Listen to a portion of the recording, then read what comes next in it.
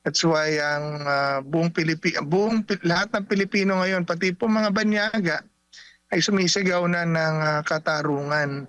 And I think President Marcos has drawn the line this time. You know, I've been reading a lot, and I think, you know, ang kamay ng Diyos na ang kikilos ngayon at kumikilos na ngayon upang parusahan at panagutin sila. Hunger for power. It will divide the nation.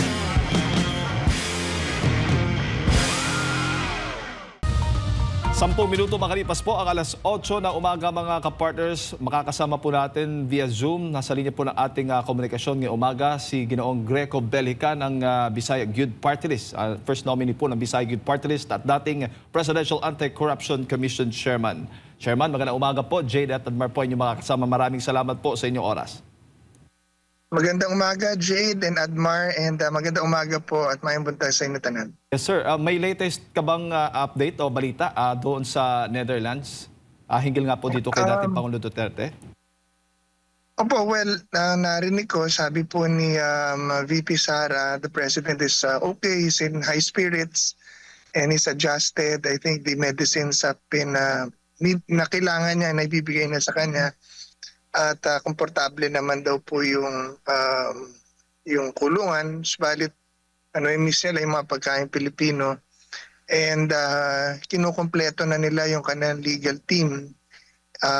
Ayon kay VP Sara, meron na lang silang inaantay na isa pang abogado na dumating, at puro mga puti ang magiging abogado ni Pangulong Duterte sa ICC dahil nga daw dun sa experience and yung gusto nila na nakatutok yung abogado sa kaso nila. Opo.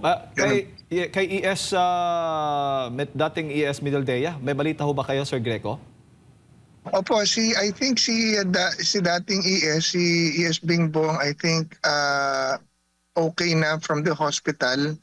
Nagka-problema siya ng konti pero I think he's doing fine right now. Opo. Dako tayo dito sa naging tugon ng Office of the Solicitor General, si Greco. Hinggil nga po dito sa pagtanggi po nila na depensahan yung posisyon ng gobyerno sa pag-aresto kay dating Pangulong Rodrigo Roa Duterte. Ano ho ba ang masasabi po ninyo dito?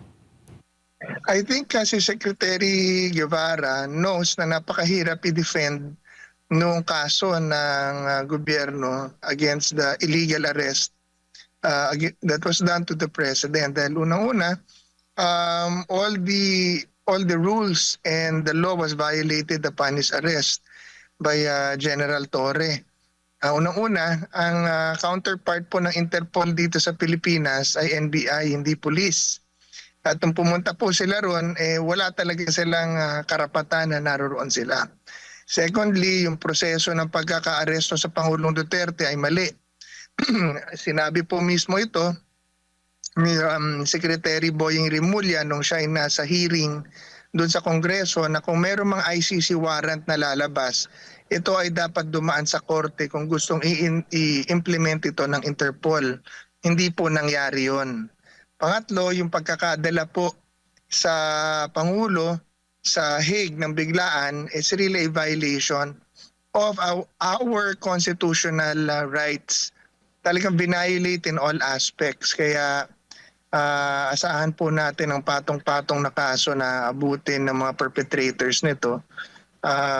Pati mga pulis, sila Torre, at mga nagplano nito. Dahil pati sa rules ng ICC, violate nila kung paano mag-implement ng isang warrant. Malinaw po sa rules ng ICC na ang batas ng bansa kung saan kinukuha or kinasuhan yung akusado ay ipatutupad. Subalit hindi po lahat ito ginawa. Niwalang dalang papel ng warrant of arrest ni Pangulong Duterte ni hindi ipinakita sa kanya kung anong mga kaso na kanyang kaharapin ni General Torre.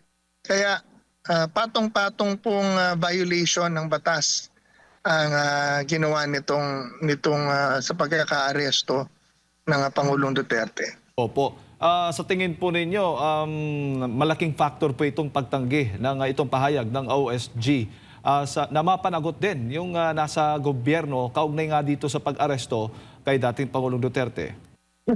Opo, definitely. Dahil yung pagtanggi ni Secretary Guevara na ipagtanggol ang gobyerno sa kaso ay pinataw sa kanila sa writ of habeas corpus ay pagsabi na hindi defensible yan.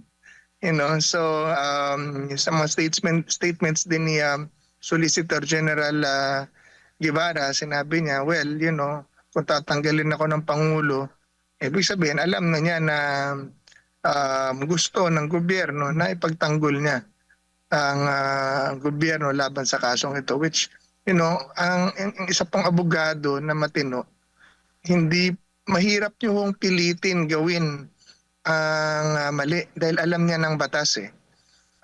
Kaya ako ay nagtataka din kung bakit kaya hindi na ako nagtataka na pulis ang ginamit nila pang aresto niyan at hindi NBI ang pang-aresto sa Pangulong Duterte dahil ang NBI, mga abogado yan eh, they know na ang proseso, kasi ang counterpart ng Interpol, NBI, hindi naman police. So the police really had no jurisdiction there. Pumasok pa sila sa airport. Hindi rin naman sila hindi rin naman sila in control doon. Tapos dinumog nila ang airport at Pangulo ng libo-libong pulis, isang matanda ang kanilang inaaresto at hinaras pa. So, ibig sabihin, yung pagtanggi ni Secretary Guevara is admission, almost an admission, malapit na admission na indefensible yung ginawa nyo at mali talaga yan. Which the whole world feels, nakikita po natin na on their own ang mga tao ngayon, buong mundo kumikilos at nagpuprotesta at pinaririnig ang kanilang dismaya at ang kanilang pagtutol sa pang-aabuso at pang-haras na ginawa hindi lamang sa Pangulong Duterte, pero sa lahat ng Pilipino dahil alalahanin po natin ang rights at ang karapatan na violate ay karapatan po natin lahat. That's why ang lahat ng Pilipino ngayon, pati po mga banyaga, ay sumisigaw na ng katarungan.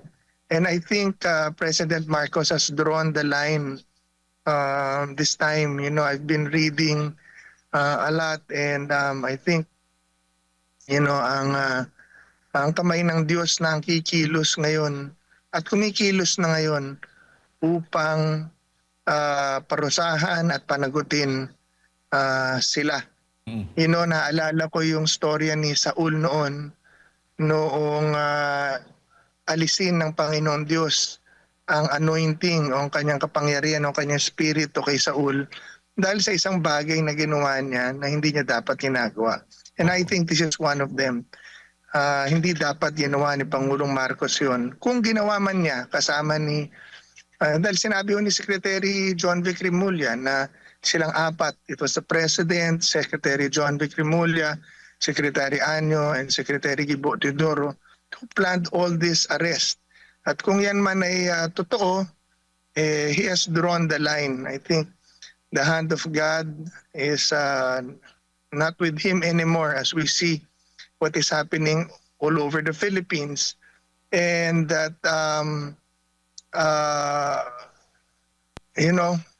change is coming sa ating bansa very Opo. soon.